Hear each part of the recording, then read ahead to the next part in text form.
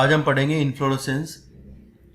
Inflorescence जो होता है वो आपका फूलों के लगने का जो ऑर्डर होता है, पुष्पों के लगने का जो क्रम है, order of flower on A stock, जिस स्टॉक पर फ्लावर लगे रहते हैं, यानी कि उस स्टॉक को हम कहते हैं पेडंकल। तो पेडंकल पर फ्लावर लगे रहना का जो तरीका है उसको हम कहते हैं इन्फ्लोरेसेंस। ठीक है, तो इसमें लिखा है कि आप flower is modified shoot. Flower जो होता है वो आपका एक मॉडिफाइड शूट होता है। ठीक है, फ्लावर आपका क्या होता है, एक मॉडिफाइड शूट होता है जिसमें कि जो आपका मेरिस्टेम होता है, अपर मेरिस्टेम जो होता है, जो टिप होती है वो कंडेंस हो जाती है। कंडेंस मतलब छोटी हो जाती है। लाइक अगर आप कहो कि भाई इस तरह से आपका एक स्टेम था, ये स्टेम की टिप है, सपोज करो ये आपकी, तो ये अगर आप इसे ऊपर से नीचे दबा दोगे तो ये ऐसी हो जाएगी, है ना। तो जो आपका एपिकल मेरिस्टेम है, ये टिप वाली जो स्ट्रक्चर है ये आपकी यहाँ पर आ जाएगी, और बाकी इस स्टेम में जो नोड्स होंगी ना, इस स्टेम में यहाँ नोड होगी इस तरह से, क्योंकि स्टेम की कैरेक्टर है नोड होना। वो सारी की सारी नोड्स जो है आपकी वो यहाँ पर इस तरह से आ जाएंगी।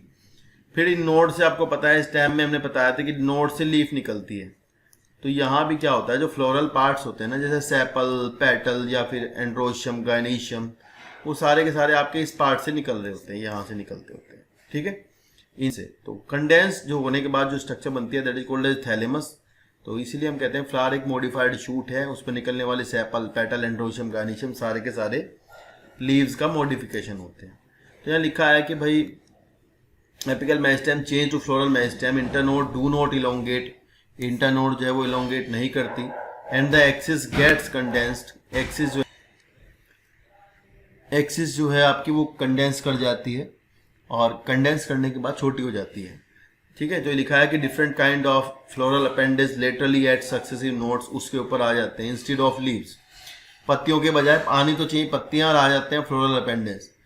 पहले कहा when A shoot tip transform into flower it is always solitary. अगर भाई मान लो हम कहें कि एक शूट की टिप है वो फ्लावर बन जाए, पूरी शूट टिप आपकी कन्वर्ट होकर फ्लावर में कन्वर्ट हो जाए, सपोज करो ये शूट की टिप है और ये आगे से यहाँ सीधा एक फ्लावर निकल जाए इसमें यहाँ पर, तो इस तरह का जो फ्लावर होगा वो सोलिटरी फ्लावर कहलाता है, यानी एक स्टॉक के ऊपर आगे स्टेम के ऊपर एक ही फ्लावर लगा हुआ है। ठीक है, तो जब भी आपकी कोई शूट टिप अगर फ्लावर में कन्वर्ट होती है तो वो क्या बनाती है, सोलिटरी फ्लावर बनाती है। ठीक है, फिर इन्होंने बताया कि the arrangement on a floral axis is termed as inflorescence. तो फूल का जो ऑर्डर होता है फ्लोरल एक्सिस पर, उस फ्लोरल एक्सिस को हम क्या कहते हैं, पेडंकल कहते हैं। पेडंकल, तो पेडंकल के ऊपर आपका जो लगे हुए फ्लावर्स होते हैं उस तरीके को क्या कहा जाता है, इन्फ्लोरेसेंस कहा जाता है। दो तरीके यहाँ पर आपको बताए गए हैं, जिनमें से पहला तरीका ये है कि अगर आपका जो स्टेम है वो कंटिन्यू ग्रो करता रहे लाइक दिस, इस तरह से आपका स्टेम जो है वो ग्रो करता रहे, रुके ना, कंटिन्यू उसमें ग्रोथ होती रहे, और नए फूल जो है उसमें आगे आते रहें, नए नए फ्लावर्स उसमें आगे आते रहें इस तरह से। तो इस तरह का जो मैनर है इसको अपन कहते हैं रेसेमोस टाइप का इन्फ्लोरेसेंस। तो रेसेमोस टाइप का जो इन्फ्लोरेसेंस होता है उसमें आपका होता क्या है भाई, कि स्टेम जो है वो लगातार ग्रो करता रहता है और फ्लावर नए नए आगे आते रहते हैं। तो इस तरह से नए आगे आने वाले फ्लावर के तरीकों को कहते हैं एक्रोपीटल मैनर में आ रहे हैं। कैसे आ रहे हैं, एक्रोपीटल। और अगर हम बात करते हैं नहीं इस तरह की कि भाई अगर आपका जो है फ्लावर यहाँ पर आगे जाके एक फ्लावर निकल गया, तो अगर आगे जाके एक फ्लावर निकल गया तो अब जो है तुम्हारा ये इसके बाद जो फूल आएंगे आगे तो बढ़ नहीं सकता, तो बाकी जो फूल आएंगे वो नीचे आएंगे। ठीक है ना, तो अगर भाई मान लो आपका तरीका फ्लावर लगने का ऐसा हो कि टर्मिनल पर किनारे पर जाकर के एक फूल लग जाता है, उसके बाद बाकी के सारे फूल जो है वो नीचे आते होते हैं, तो इसको क्या कहते होते हैं, साइमोस टाइप का इन्फ्लोरेसेंस कहते हैं। क्या कहलाता है, साइमोस इन्फ्लोरेसेंस। साइमोस इन्फ्लोरेसेंस में बेसिपीटल मैनर में फ्लावर्स आते हैं, नए फूल जो है वो नीचे की साइड आते हैं और आगे जो है ग्रोथ रुक जाती है स्टेम की। तो यहाँ पढ़ लेते हैं, लिखा है कि depending on whether the apex get develop into flower और continue to grow, two major type of inflorescence are defined, racemose and cymose. In racemose type of inflorescence the main axis continue to grow, the floral are borne laterally in an acropetal succession. Flower जो है वो acropetal manner में आगे लगते रहते हैं, जबकि साइमोस type के इन्फ्लोरेसेंस में आपका क्या होगा, मेन एक्सिस जो होगी वो आपकी फ्लावर में टर्मिनेट हो जाएगी, और आपका जो फ्लावर है, नए फ्लावर जो होंगे वो आपके बेसिपिटल ऑर्डर में नीचे आएंगे। ठीक है ना, नेक्स्ट देखो लिखा है द फ्लावर, नेक्स्ट हेडिंग हमारा फ्लावर, ठीक है। तो द फ्लावर मतलब यहाँ आपको फ्लावर के बारे में बताया जाएगा, फ्लावर की प्रॉपर्टीज बताई जाएंगी, क्या क्या प्रॉपर्टी होती है आपके फ्लावर की। तो ये लिखा है the flower is a reproductive unit in the angiosperm, it is meant for sexual reproduction, जो कि आपकी सेक्सुअल रिप्रोडक्शन के लिए होती है। A typical flower has 4 different kind of whorl, चार तरह के वर्ड आपको एक टिपिकल फ्लावर में देखने को मिलते हैं, जो कि आपके सक्सेसिवली सोलन स्टॉक पर लगे होते हैं, सोलन एंड पर लगे होते हैं, जो कि पेडिसल होती है ना। फ्लावर की जो डंडी होती है, फ्लावर की जो स्टॉक होती है, उसको हम कहते हैं पेडिसल। लाइक ये आपकी फ्लावर की स्टॉक है, इसको कहते हैं पेडिसल। और पेडिसल का जो आगे का फूला हुआ भाग होता है जिस पर आपका फ्लावर लगा होगा, उसको हम कहते होते हैं थैलेमस या रिसेप्टिकल, ठीक है, समझ आई बात। तो यहाँ लिखा है कि भाई on the swollen end of the stock और पेडिसल कॉल्ड थैलेमस और रिसेप्टिकल, दीज आर जो लगे रहते हैं, सेपल लगे रहते हैं, पेटल लगे रहते हैं, स्टेमन्स लगे रहते हैं, गाइनिशियम यानी फीमेल पार्ट लगा होता है। तो आपको पता है कि देखो 4 चीज़ें लगी होती हैं, 4 चीज़ें मतलब एक तो कैलिक्स यानी सेपल का जो वर्ड होता है, घेरा होता है, उसको कैलिक्स कहते हैं, यानी जो पेटल का वर्ड होता है उसको कोरोला कहते हैं, जो आपका स्टेमन का वर्ड होता है उसको आपको क्या कहा जाता है, एंड्रोशियम कहा जाता है, ठीक है। एंड गाइनिशियम आपका कार्पल का वर्ड होता है, चौथे वाला। तो 4 वर्ड होते हैं, जिनमें से जो पहले वाले हैं कैलिक्स कोरोला, ये एसेसरी ऑर्गन है, एसेसरी मतलब रिप्रोडक्शन में भाग नहीं लेते, और जो आपका एंड्रोशियम और गाइनिशियम है वो आपके रिप्रोडक्शन में भाग लेते हैं। नेक्स्ट है calyx and corolla are accessory organ, तो ये ध्यान रखना कैलिक्स और कोरोला आपका क्या है, एसेसरी ऑर्गन्स है, जबकि एंड्रोशियम और गाइनिशियम जो है वो आपकी रिप्रोडक्टिव ऑर्गन्स होते हैं। इन सम फ्लावर लाइक लिली में आप देखोगे कि वहाँ पर आपको सेपल और पेटल दिखाई नहीं देंगे। लिली में ना तो कैलिक्स होता ना कोरोला होता, लिली के अंदर आपको कैलिक्स कोरोला नहीं मिलेगा। वहाँ पर आपको एक दूसरी चीज़ मिलेगी, जब आप सेपल और पेटल का डिफ्रेंशिएशन नहीं कर पाओगे, जब आप नहीं बता पाओगे कि सेपल कहाँ है और पेटल कहाँ है, तब जो चीज़ होती है उसे कहते हैं टैपल। क्या कहते हैं, टैपल। तो भैया टैपल जो होते हैं वो कब होते हैं, जब कैलिक्स कोरोला नहीं होता। तो ऐसा आपको कहाँ देखने को मिलता है, लिली में देखने को मिलता होता है, ठीक है, उसको कहते हैं पेडियंथ। जैसे कि मान लो कैलिक्स तो है सेपल का वर्ड, कैलिक्स किसका वर्ड है, सेपल का वर्ड है, तो कोरोला जो है वो पेटल का वर्ड है। तो इसी तरह जो टैपल्स होते हैं, जो कि ना तो कैलिक्स होते हैं ना कोरोला होते, वो आपके क्या होते हैं ना, कैलिक्स ना तो वो सेपल होते हैं ना पेटल होते हैं, उनको कहते हैं टैपल। और टैपल का जो वर्ड होता है आपका, उसको कहा जाता है पेरियंथ। तो ऐसा आपको लिली में देखने को मिलता है, ठीक है ना। चलिए नेक्स्ट लिखा है when a flower is both androecium and gynoecium, जब एक फ्लावर में एंड्रोशियम और गाइनिशियम दोनों होते हैं, इट इज बाइसेक्सुअल। तो हम क्या कहते हैं उसको उस टाइम पर, बाइसेक्सुअल। और अगर मान लो फ्लावर में या तो मेल फ्लावर है या फिर वो फीमेल फ्लावर है, तब आपका फ्लावर कहलाया जाएगा यूनिसेक्सुअल, ठीक है ना। यूनिसेक्सुअल फ्लावर यानी कि उसके अंदर या तो मेल होगा, तो मेल होगा तो कहेंगे स्टैमिनेट है, और अगर फीमेल भी होगा तो उसको कहेंगे पिस्टिलेट है, और अगर दोनों चीजें हैं मेल फीमेल तो उसको कहेंगे बाइसेक्सुअल है, ठीक है। चलिए नेक्स्ट देखते हैं। नेक्स्ट है यहाँ पर इन सिमेट्री द फ्लावर में भी एक्टिनोमॉर्फिक। सिमेट्री में फ्लावर जो है आपका एक्टिनोमॉर्फिक हो सकता है, जाइगोमॉर्फिक हो सकता है, 2 तरह का होता है। देखिए एक्टिनोमॉर्फिक फ्लावर आपके ऐसे फ्लावर होते हैं जिनको आप किसी भी एंगल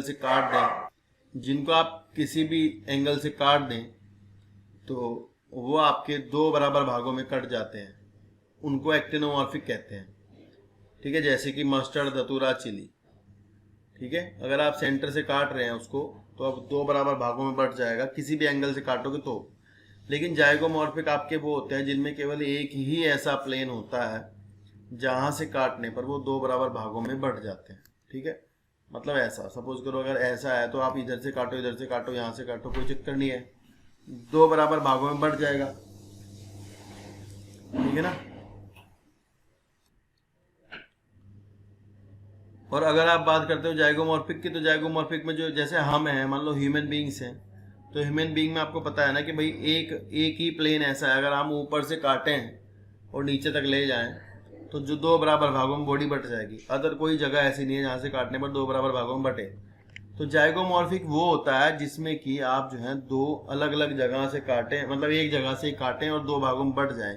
केवल एक ही प्लेन ऐसा होना चाहिए जहाँ से काटने पर 2 भागों में बट जाता हो, जैसे कि पी, गुलमोहर, ईन, केसिया, ईन के एग्जाम्पल हैं। इसमें आपको जाइगोमॉर्फिक कंडीशन देखने को मिल जाती है, ठीक है, दालों वाले पौधे हैं, इनमें ज़्यादातर दालों वालों में जाइगोमॉर्फिक ही होती है।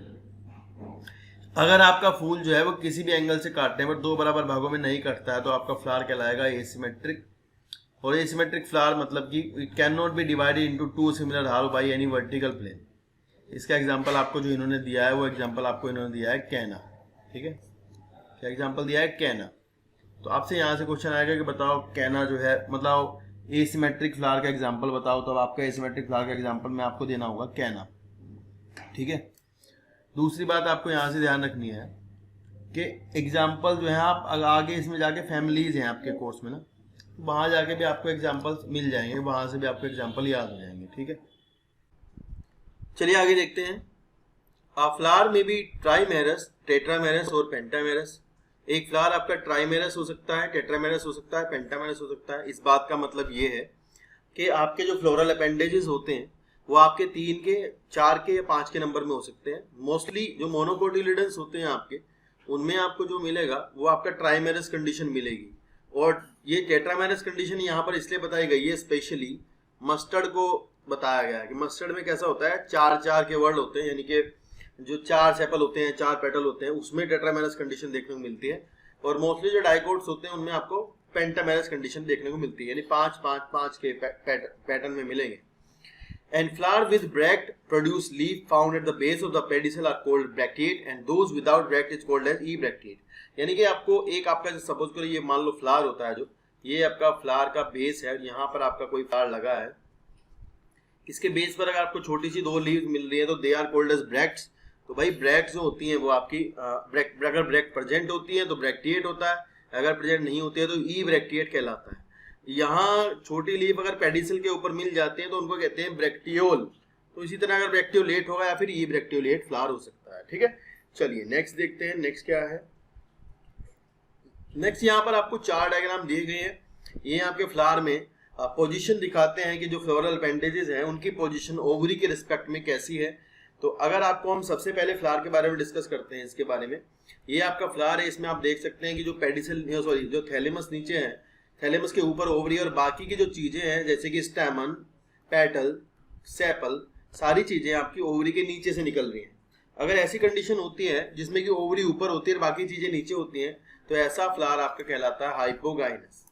ये आपका कहलाएगा हाइपोगाइनस। ठीक है ना। और ऐसे में हाइपोगाइनस में आपकी जो ओवरी रहती है वो आपकी सुपीरियर ओवरी रहती है। तो हाइपोगाइनस में आपकी ओवरी कैसी रहेगी? सुपीरियर, क्योंकि ओवरी आपकी कैसी है? ऊपर है।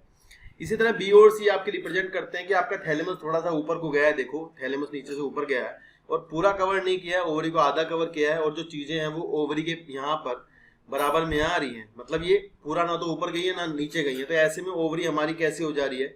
हाफ इंफीरियर ओवरी हो जा रही है। ठीक है ना। अगर कंडीशन हाफ इंफीरियर की ओवरी है, मतलब जो फ्लोरल अपेंडेजेस हैं वो आपके ओवरी में बीच से निकल रहे हैं, ओवरी के पेरिफेरी से, तो ऐसी कंडीशन आपकी कहलाती है पेरीगाइनस कंडीशन कहलाती है।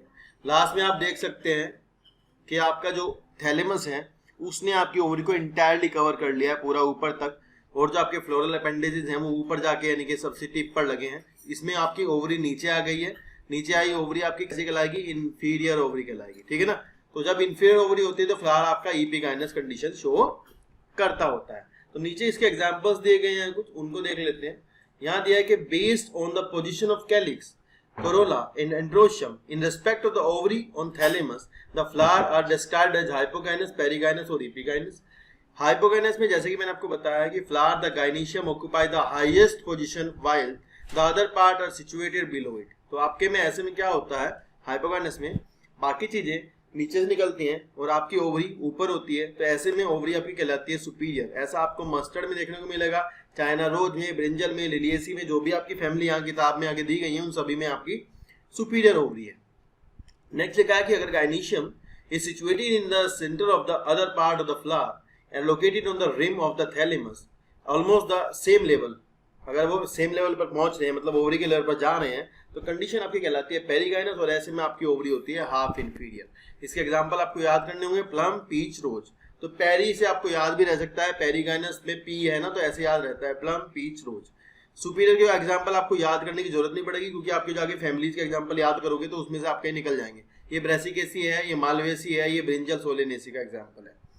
नेक्स्ट है आपका epigynous. In the margin of the thalamus grow upward, अगर आपका मार्जिन थैलेमस का ऊपर बढ़ जाए और ओवरी को पूरी तरह से कवर कर लेता है completely and getting fuse with it, उसके साथ जुड़ भी जाता है, तो ऐसी कंडीशन में चीजें जो होती हैं, फ्लावर के जो पार्ट होते हैं वो ओवरी के ऊपर से निकलते हैं, जैसा आपने अमरूद में देखा होगा, कुकुम्बर में देखा होगा, ठीक है। अमरूद में आपको दिखेगा ऊपर की तरफ से लगे होते हैं एंथर्स, आपको छोटे छोटे दिख जाते हैं, जब आप फ्रूट खाते हैं ना अमरूद का, गवावा का, तो उसमें दिख जाएंगे आपको।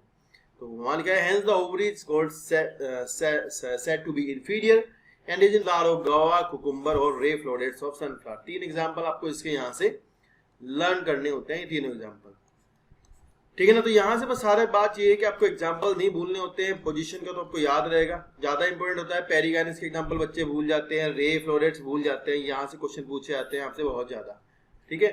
तो आज की वीडियो में आप इतना ही करिएगा, बाकी इससे अगले वाला पार्ट हम नेक्स्ट वीडियो में लेकर के आएंगे, तब तक के लिए आप बने रहिए हमारे साथ, थैंक यू। आज की वीडियो में दोस्तों इतना ही। आगे की वीडियो देखने के लिए चैनल को सब्सक्राइब कर दीजिएगा और ये घंटी वाला बटन दबा दीजिएगा ताकि आपको नोटिफिकेशन मिलते रहें। Thank you so much.